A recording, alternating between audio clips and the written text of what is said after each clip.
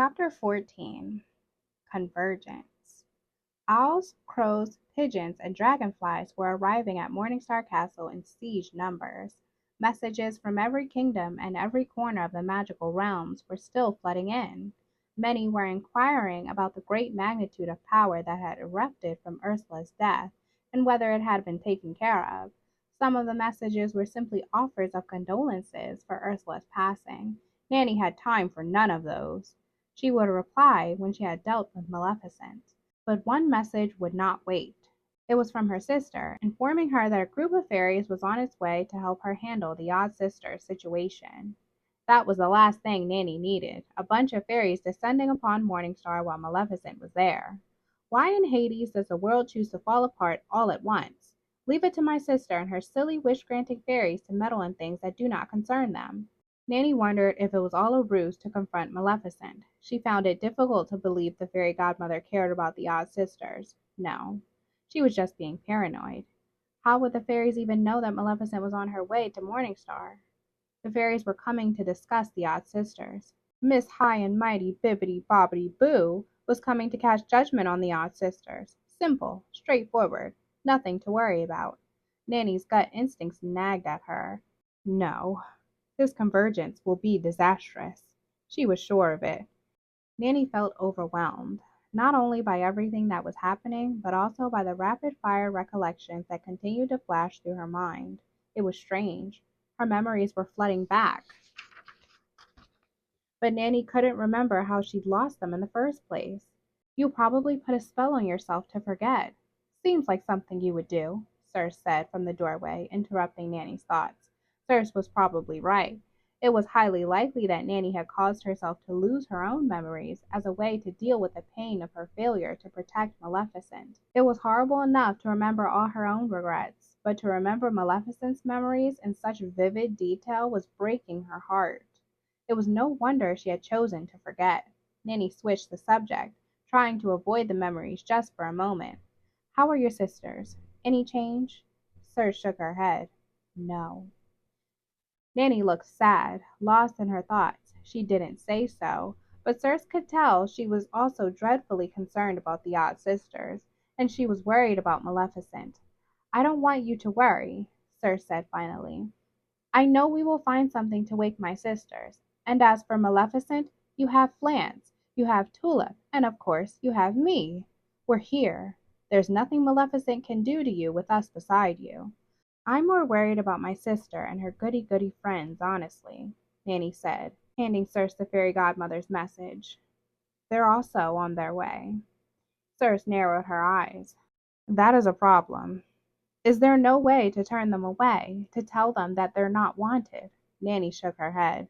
My sister never imagines a situation in which she isn't welcome. Telling her she wasn't wanted wouldn't even register. Turning her away isn't an option. She'll simply look at me blankly and pretend not to understand what I'm saying. Circe sighed. Why is she coming? You don't think she's the one who put my sisters to sleep, do you? I honestly don't know. I assume they were sleeping because it took so much of their strength to fight the spell they created to help Ursula, Nanny explained. But they still won't wake. Nothing I've tried has helped. Nothing you've done has worked. And now I'm wondering if the fairies have somehow intervened. Circe's eyes flashed with anger. Intervened how? If they've hurt them? No. Their magic doesn't allow them to hurt anyone, not even their enemies. Nanny said, and your sisters have never been their enemies. Not really. Yes, they've sided with Maleficent in the past.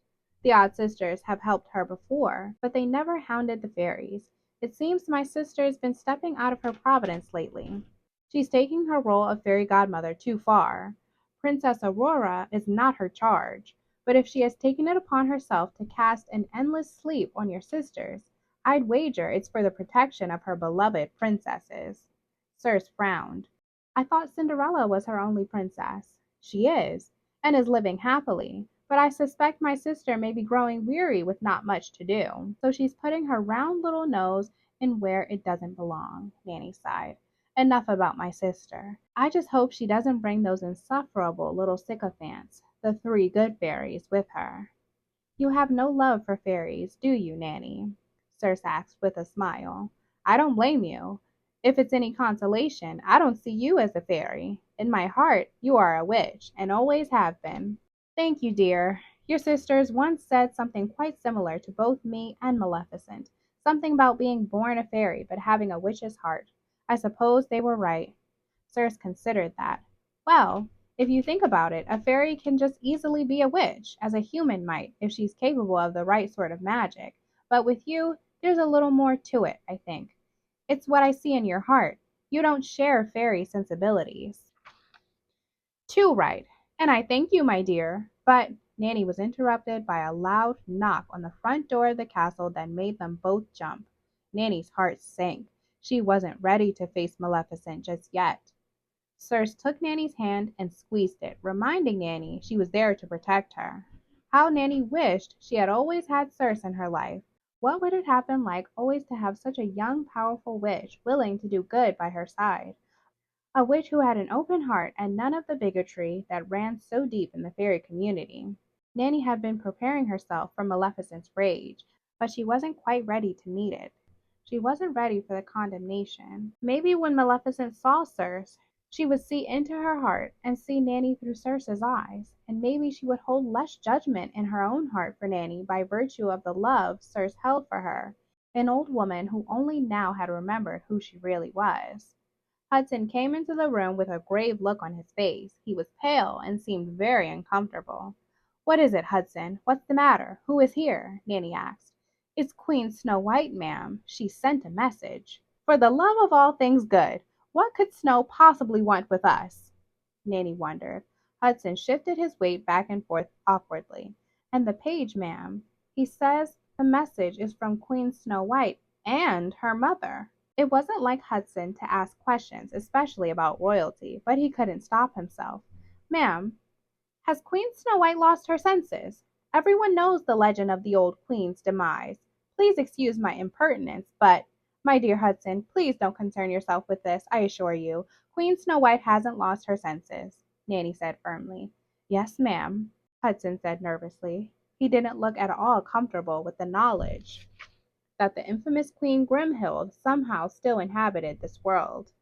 "The old queen's disposition has changed since her death, Hudson. Please don't worry," Nanny said.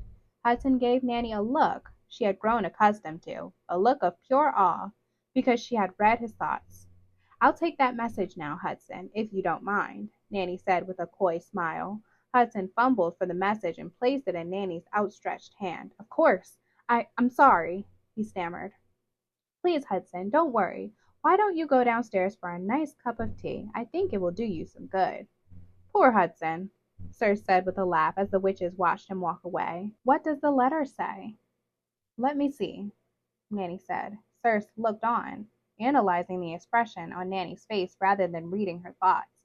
Clearly the queens weren't sending good news. "It seems your sisters left a book at the old queen's castle during one of their visits when Snow was still a small girl," Nanny explained. "A book of fairy tales.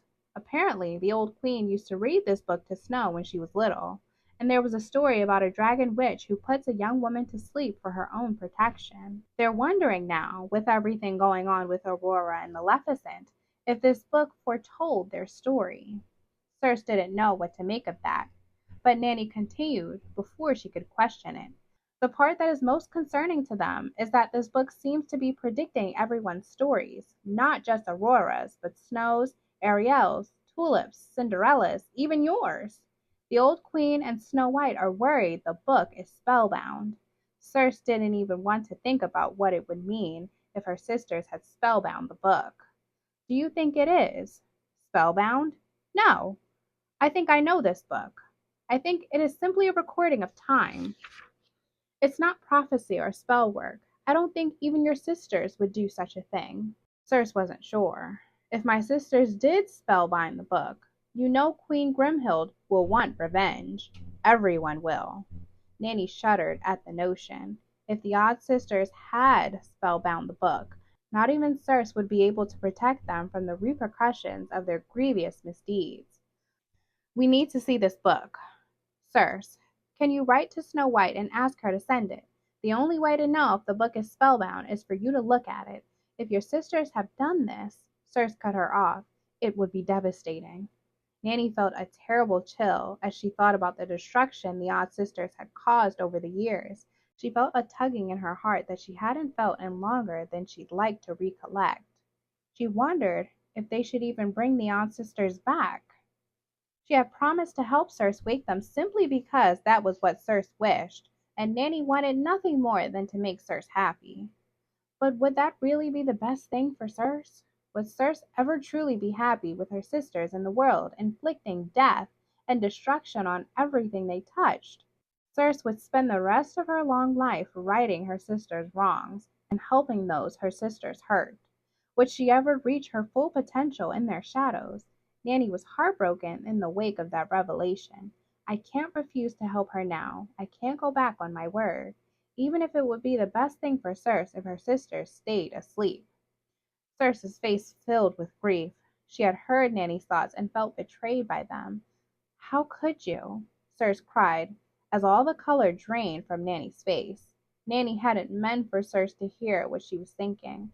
I want only to protect you, Circe. I promise you, she insisted. Circe stood silently, not knowing what to say. She felt numb and close to tears. She couldn't look Nanny in the eye. I think I will go home, write to Snow White, and ask her more about this book, Circe said. Besides, I think I could use a change of scenery.